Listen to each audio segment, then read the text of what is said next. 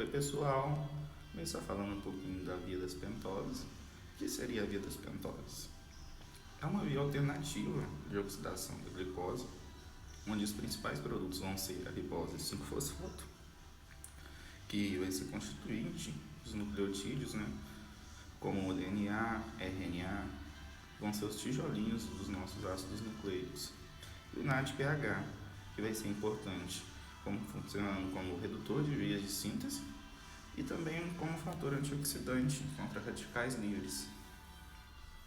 Bom, a via, basicamente em si, possui duas etapas.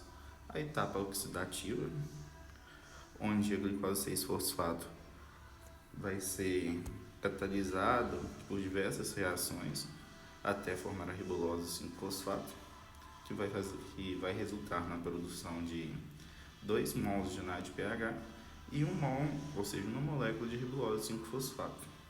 Já nas vias não oxidativas, vai constituir basicamente um sistema de rearranjo molecular, transformando esse açúcar fosforilado em moléculas de 3, 4, 5, 6 ou até 7 átomos de carbono. E o açúcar mais importante produzido nessa via não oxidativa vai ser essa ribose 5-fosfato. Na etapa oxidativa, a glicose 6-fosfato vai ser catalisada pela glicose 6-fosfato desidrogenase. Vão ocorrer duas desidrogenações enzimáticas nessas duas etapas. E no segmento oxidativo, a glicose 6-fosfato vai sofrer essa descarboxilação pela glicose 6-fosfato desidrogenase, originando apenas uma pentose, que é fosfato, ribulose 5-fosfato e 2 NADPH. Essa transformação vai ocorrer por meio dessas duas reações, como eu já tinha dito, de desidrogenação, que são intercaladas por uma reação de hidrólise pela uma lactonase. É uma reação irreversível, ou seja, aí vai funcionar como um ponto de controle também. Na etapa não oxidativa, a ribulose 5-fosfato é transformada em ribose 5-fosfato pela enzima por uma isomerase, ou pode ser também transformada em uma estilose 5-fosfato por uma hipimerase. Essas pentoses vão sofrer uma série de conversões catalisadas por transacetolases ou transadolases, que vão formar açúcares fosforilados, como eu já tinha dito antes, naquele rearranjo molecular de carbonos com cadeia de 3, 4, 5, 6 ou até 7 átomos de carbono. E essas são reações reversíveis, ou seja, não vai funcionar como ponto de controle. E esse NADPH que é formado, esses 2 mols de NADPH que são formados, eles vão ajudar bastante no sistema antioxidante celular, já que são produzidas diversas espécies reativas de oxigênio, que são os radicais livres. Esses radicais livres podem reagir praticamente com qualquer composto, causando interações autoestruturais e funcionais, como eu já tinha dito, danos a lipídios, a peroxidação de lipídios de membrana, podendo levar até uma lise celular, além de poder causar alterações no grupo sulfidrilo, o SH de proteínas, levando a mutações naquelas proteínas e até mesmo danos no DNA. E como a célula evita esse estresse oxidativo? O organismo pode se dispor de diversos sistemas enzimáticos, como as catalases, e não enzimáticos, como vitaminas e outros compostos antioxidantes, que são capazes de dissipar esses radicais livres. Porém, vamos pensar na hemácia. Ela obtém 90% da sua energia por fermentação, já que não possui mitocôndria. E por isso ela não passar pela etapa de respiração celular, do ciclo de Krebs, cadeia transportadora de elétrons. Ela é muitas vezes incapaz de repor essas regenerar essas moléculas que foram danificadas. Por isso ela tem um mecanismo que é essencial para fazer o controle desse estresse oxidativo, que é a dupla glutationa NADPH. O mecanismo age da seguinte maneira: Primeiramente, né, a estrutura de muitas proteínas depende da manutenção de seus grupos sulfidrilos, o SH, que são resíduos de cisteína nessa forma reduzida. E esse radical livre formado vai reagir com essas proteínas, oxidando e tornando ela inativa. Aí que vai entrar o complexo da glutationa NADPH. A glutationa vai doar seus elétrons para essa proteína oxidada, reduzindo-a novamente, tornando ela possivelmente ativa de realizar suas atividades. Já aí a glutationa vai ficar oxidada. Aí que entra o NADPH, que vai reduzir essa glutationa, tornando ativa novamente. Por exemplo, vamos citar um sistema de doença de deficiência genética, nessa glicose 6-fosfato desidrogenase, que é a primeira enzima da via.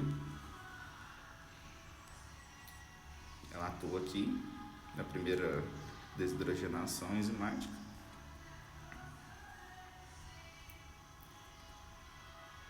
E, por exemplo, pacientes que foram expostos ao protozoário da malária, falciparum. Esse protozoário não vai cumprir parte do seu ciclo vital nessas células, nas hemácias, né? Já que é lá que ele realiza todo o seu ciclo de maturação,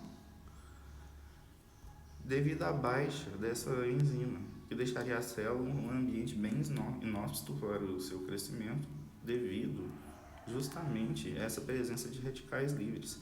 Portanto, pacientes com essa deficiência genética são apenas portadores da doença, eles não vão apresentar sintomas, já que o protozoário não vai cumprir seu ciclo de vida, se tornando maturo para causar danos ao organismo.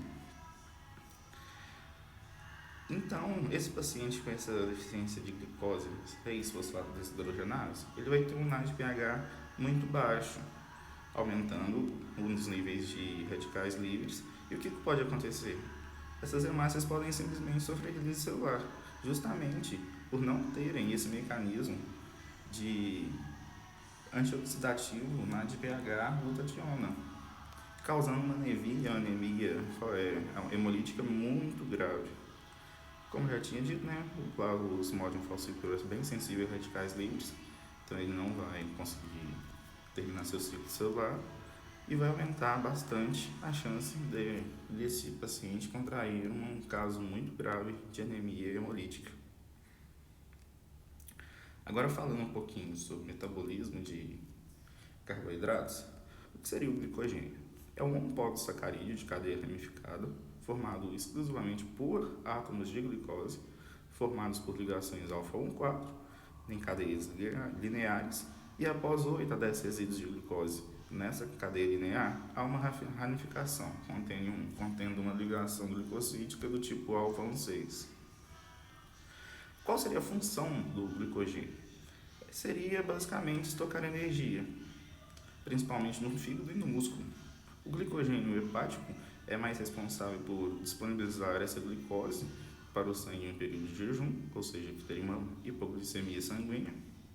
E no músculo, ele disponibiliza a glicose somente para o músculo, durante a contração e exercícios mais pesados. E a definição, vamos lá. O que seria a glicogênese? É uma via metabólica responsável pela síntese do glicogênio. É muito intensa em períodos absortivos, que você vai ter uma alta de açúcar sanguíneo. E a glicogenólise é o oposto. É uma via metabólica que vai ser responsável pela degradação desse glicogênio em intenso período de jejum, ou seja, quando a pessoa está com uma hipoglicemia. Essa síntese e degradação ocorrem ao mesmo tempo. As diferenças de velocidades ou intensidades desses processos é o que vão determinar os níveis de glicogênio armazenado. A glicogênese vai ocorrer no citosol. Ela requer energia fornecida pelo ATP. Para a fosforização da glicose, são gastos 2 ATPs e requer a presença de uma enzima, que é a trifosfato de uridina, que vai funcionar como transportador e intermediário ativado de energia da veia. Bom, para que ocorra essa glicogênese, essa formação do glicogênio, precisa de um primer, que a gente chama, ou seja, uma primeira molécula de glicose para que as outras venham a se ligar. E se não tiver essa primeira molécula de glicose e o estoque de glicogênio estiver totalmente escasso, entra a ação a presença de uma enzima, que é a glicogenina, que ela vai servir como o primeiro receptor de glicose, ou seja, ela vai servir como o primeiro primer. E para que ocorra a síntese de glicogênio, a glicose precisa se ligar ao UTP, que é o trifosfato de uridina, para se tornar ativada e para que os outros esqueletos de glicose, esqueletos carbônicos, entrem e consigam se converter em glicogênio. Aqui é a primeira etapa da via, que é a formação da glicose em fosfato, que a glicose vai chegar, né, no fígado, no músculo, vai sofrer uma fosforilação, transformando em glicose 6-fosfato, com o consumo de ATP, como eu já tinha dito, e ela vai ser catalisada pela glicoquinase no fígado ou hexoquinase no músculo. Logo após, a glicose 6-fosfato é convertida em glicose 1-fosfato por uma fosfoglicomutase, como vocês podem ver aqui. A segunda etapa são a formação das ligações alfa-1,4 do glicogênio. O UTP vai se ligar à glicose 1-fosfato, formando a UDP-glicose, vai liberar um pirofosfato, que é hidrolisado a 2-piruvatos. Esse resíduo de glicose vai se ligar à hidroxila de uma glicogenina, liberando o UDP, deixando a extremidade redutora da glicose exposta, assim permitindo que ela se ligue a outro resíduo de glicose. E o glicogênio sintase vai ser o responsável pela transferência desses resíduos de glicose a partir da UDP-glicose para a extremidade não redutora da cadeia, que vai estar em crescimento, né? Agora, na terceira etapa, é onde vai ocorrer a formação de ramificações, que são catalisadas por uma enzima de ramificação, que essa enzima vai fazer uma clivagem da ligação alfa-1,4 e vai transferir uma cadeia de 5 a 8 resíduos de glicose dessa extremidade não redutora da cadeia para outro resíduo da cadeia, unindo-as por ligação alfa-1,6, formando essas ramificações que a gente possui no nosso glicogênio. E a glicogenólise seria justamente o oposto da glicogênese. Vai ocorrer no jejum, vai ter como objetivo disponibilizar essa glicose para o organismo. A glicogenólise hepática vai para a circulação sanguínea, em casos de hipoglicemia, e disponibilizá-la principalmente para o sistema nervoso e eritrócitos, que são extremamente dependentes de glicose para o seu funcionamento. Já a glicogenólise no músculo, ela só vai ser disponibilizada essa glicose para o próprio músculo. A gente chama isso fala que o músculo é um pouco egoísta, mas a gente vai ver o porquê.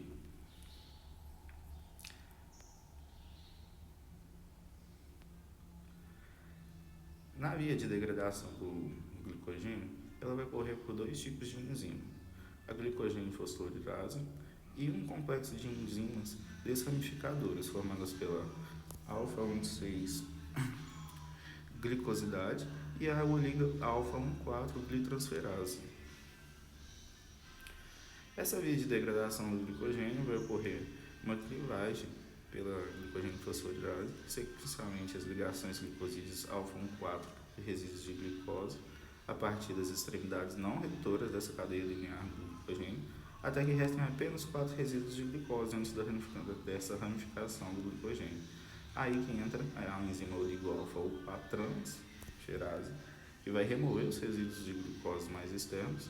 A seguir, ela transfere para a cadeia linear, onde vão sofrer a ação da glicogênio fosforilase. Essa enzima alfa-1,6 glicosidade vai remover o último resíduo de glicose da ramificação, que está unindo a cadeia linear, pela ligação alfa-1,6, liberando a glicose 1-fosfato livre. E qual vai ser o destino dessa glicose 1-fosfato no fígado e no músculo? Essa glicose 1-fosfato vai ser convertida no citosol em glicose 6-fosfato por uma fosfoglicomutase.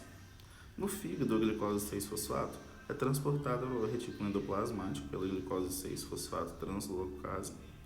Nessa organela, ela é convertida em glicose normal. pela glicose 6-fosfatase, permitindo que ela seja liberada para a corrente sanguínea. Lembre, né, pessoal, se a glicose estiver fosforilada, ela não consegue atravessar a membrana, ela vai ficar presa dentro da célula. E já no músculo não existe essa glicose 6-fosfatase para fazer a remoção desse grupo fosfato. Então ela não pode ser desfosforilada e assim ela não pode ser jogada na corrente sanguínea. Por isso que a gente fala que o músculo é egoísta. Essa glicose só vai servir para produzir energia para ele mesmo. Aqui temos um caso clínico de uma deficiência enzimática, que é a doença de Van Wijk, que tem do tipo A e do tipo B, que vai ser a deficiência dessa glicose 6-fosfatase. E no tipo 2 vai ser a deficiência da glicose 6-fosfato translocase. Que o que vai acontecer? Essa pessoa não vai conseguir utilizar essas reservas energéticas de glicogênio, tanto no fígado quanto no músculo, para o organismo. Isso pode causar diversos transtornos. Vai afetar o fígado, os rins, vai atrapalhar bastante em casos de hipoglicemia no jejum. Vai ser muito grave, que essa pessoa não vai ter energia.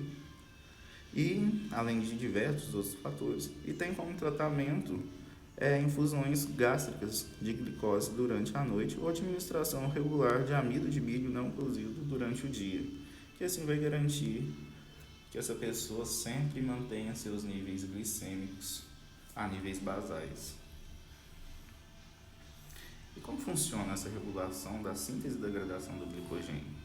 No fígado, quando em estado alimentado, a síntese de glicogênio vai ser acelerada. Já no jejum, essa degradação estará acelerada. No músculo vai ocorrer uma degradação durante um exercício de muita intensidade. E sua síntese ocorre assim que o músculo entra novamente em seu estado de descanso ou quando a pessoa faz uma alimentação. E a regulação dessas vias vai ocorrer sobre a glicogênio fosforilase, que é uma reação irreversível. Lembre-se que sempre reações irreversíveis vão funcionar como ponto de controle, e pela glicogênio sintase, em duas maneiras, basicamente, alostericamente e convalentemente por hormônios.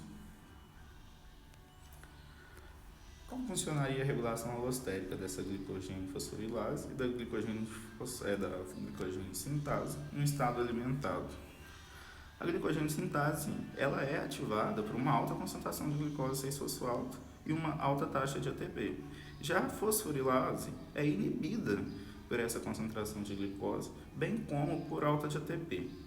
Por exemplo, vale lembrar, né, que no fígado a glicose também vai servir como inibidor alostérico da glicogênio fosforilase.